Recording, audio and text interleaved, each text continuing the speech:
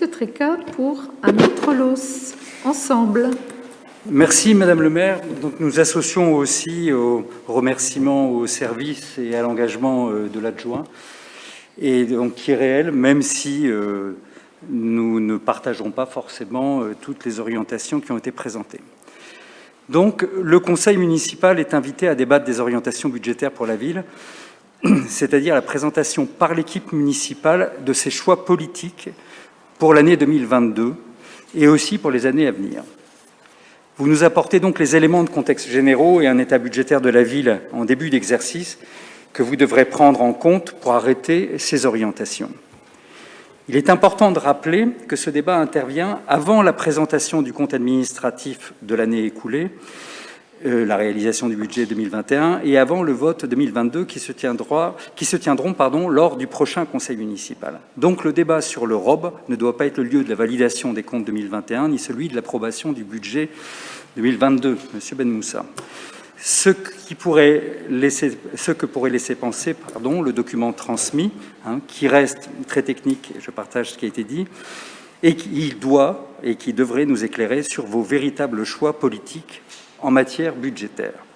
Alors, quels enseignements pouvons-nous tirer de ce rapport et de la présentation qui a été faite par Monsieur le Premier adjoint ? Au préalable, vous aviez envisagé de réaliser un budget climatique donc l'année dernière. Il n'apparaît nulle part. Il s'agit d'une démarche qui nécessitera un travail important, mais nous aurions aimé que cette dimension soit déjà initiée dans ce ROB afin qu'elle puisse progressivement être prise en compte dans les projections financières. Sur le fond, nous avions prédit l'année dernière nous avions dénoncé dans les 2 derniers exercices votre principale orientation en matière de budget.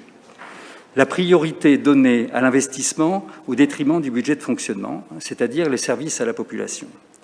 Nous avions prédit l'année dernière que cette doctrine n'était plus tenable et vous aviez dû augmenter à contre-cœur votre budget de fonctionnement d'1 million de mémoire et notamment les charges de personnel pour vous permettre de fonctionner. Et donc cette année, vous recommencez, vous persistez, mais en grand.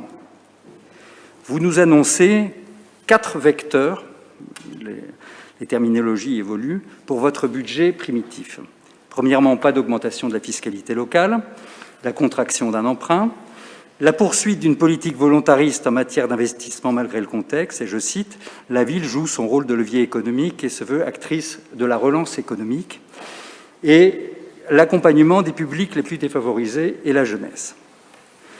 Cependant, vous nous annoncez, dans les éléments de contexte, une année noire qui, au vu de l'actualité récente, sera encore plus difficile que celle présentée.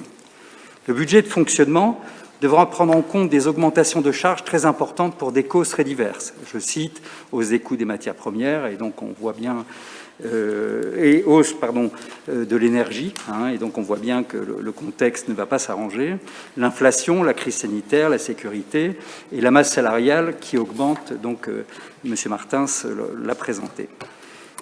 Et ces hausses ne pourront pas être compensées par des recettes. Les marges fiscales sont quasiment inexistantes. Suite à la réforme de la taxe d'habitation, je cite, « Le taux de fiscalité sur les propriétés bâties et non bâties resterait le seul levier, mais ces bases sont gelées depuis 10 ans. » Donc nous n'avons pas de réserve. Reste l'augmentation des recettes fiscales liées au nouveau programme de logement, très largement porté par des promoteurs à l'os, renforçant la densité urbaine déjà importante, et c'est un choix que nous ne partageons pas et qui aura ses limites dans le temps. Néanmoins, nous adhérons pleinement au gel de la fiscalité locale, qui est votre première orientation. Vous prévoyez donc logiquement, compte tenu de ce nouveau contexte fiscal, une baisse de vos recettes de fonctionnement de 5,57%. Et vous prévoyez donc une baisse de votre budget de fonctionnement du même taux. Donc notre budget de fonctionnement sera en baisse. Et ce budget de fonctionnement sera en baisse, et ce que nous redoutions, et ce que nous avions prévu. Donc au préalable, il est important de préciser que les tableaux qui sont présentés dans le ROB comparent les prévisions 2022 et au budget primitif 2021. Elles ne prennent donc pas en compte le budget réalisé et les décisions modificatives. Nous attendons le compte financier avec impatience pour constater notamment le montant réel du virement du fonctionnement sur l'investissement ou le montant des excédents. Donc nous sommes sur des points de comparaison qui posent question. Nous constatons donc que vos priorités affichées sont, sur les personnes en difficulté, une augmentation de 100 000 € pour le CCAS, soit 6,5% du budget. Il n'y a aucune précision sur les dépenses. Pourriez-vous nous éclairer sur ces dépenses? Et nous espérons qu'il ne s'agira pas de combler les déficits de fonctionnement des résidences personnes âgées. Il y a des montants qui sont identiques, et donc on a besoin d'éclairer ce point. Vous affichez aussi une priorité pour les jeunes, et je cite « aide au permis, aide au BAFA, coup de pouce », soit 21 600 €, qui sont accessoirement payés par l'État. Donc, c'est-à-dire pour moitié une subvention de l'État qui représente la moitié du budget, c'est-à-dire que pour la jeunesse, on se retrouve à un gros 10 000 € sur le budget de fonctionnement. Et vous indiquez en plus le maintien des subventions contrat de ville, ce qui est un minimum obligatoire compte tenu du contrat signé par la ville.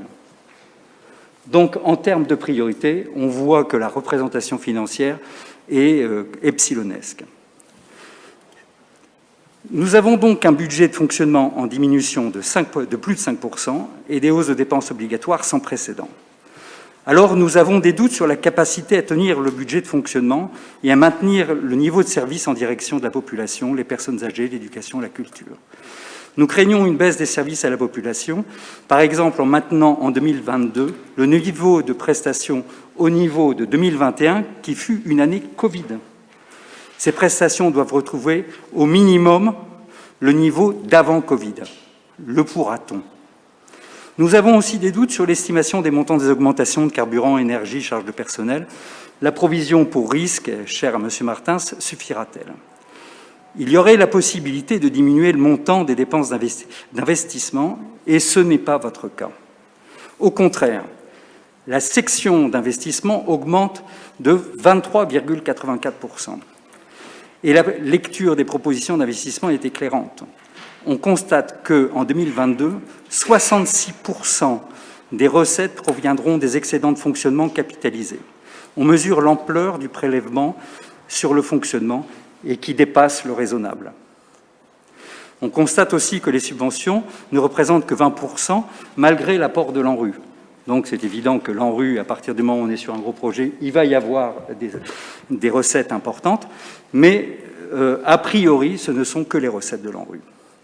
Au regard des opérations identifiées pour 2022, nous pouvons nous interroger sur votre objectif de faire de la ville un levier économique à travers la réalisation de ces opérations, quand on sait que les entreprises, pour la plupart, ne sont pas lossoises.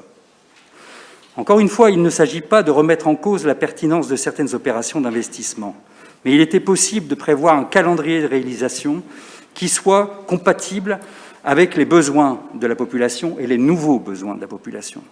Nous observons aussi que la ville aura de nouveau recours à l'emprunt alors qu'elle résorbe sa dette. Est-ce bien raisonnable? Nous ne le pensons pas. Les urgences et les impondérables s'imposent à tous. Elles sont rarement compatibles avec un calendrier électoral.